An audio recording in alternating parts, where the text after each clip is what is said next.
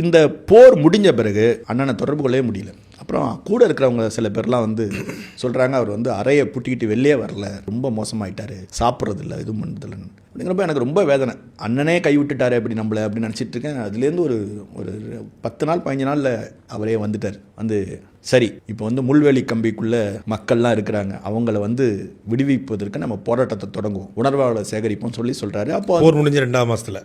ஆமாம், அப்போ தான் வந்து ஒவ்வொரு ஊரில் இருக்கிற உணர்வாளர்களை நம்ம சேகரிக்கணும். அந்த நேரத்தில் வந்து ஒரு பெரிய அண்ணன் வந்து ஒரு சின்ன பயணம் மாரி பண்ணார். கும்பகோணத்தில் நம்ம வீட்டில் உட்காந்துக்கிட்டு தான் தஞ்சாவூரில் இருக்கிற எல்லா உணர்வாளையும் சந்திக்கிறது, போகிறது வருது, அந்த வியூகங்களை வகுக்கிறது அப்படின்ட்டு. அப்புறம் வந்து மதுரையில் நடந்த அறுத்தறிவு வாரின அந்த கூட்டம், அதில் கூட அண்ணன் வந்து ஒரு முடிவெடுத்தார். இப்போ ஆளுகின்ற அரசை நம்ம வந்து நேரடியாக விமர்சிக்க வேண்டாம், ஆனால் இனி அடுத்த கட்டம் என்ன, அதை பற்றி பேசுவோம் அப்படிங்கிறப்ப சாகுல் மாமா உள்ளிட்டவங்களாம் அதை எதிர்த்தாங்க. அந்த முடியும் திமுக விமர்சிக்கணும்னாங்க.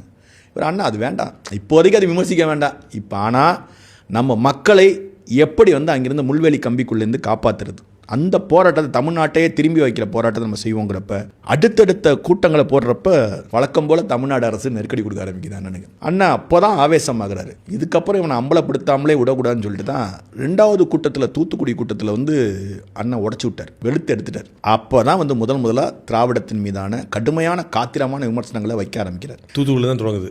ஆமாம், தூத்துக்குடியில் தான். அதுலேருந்து தான் வந்து அடுத்தடுத்த நிலைப்பாடுகளில் தீவிரமாக மாறுறப்ப, ஏன்னா ஒரு மனிதனை எவ்வளோ அடக்குவீங்க, எவ்வளோ அடக்குமுறை அவன் மேலே பாய்ச்சுவீங்க.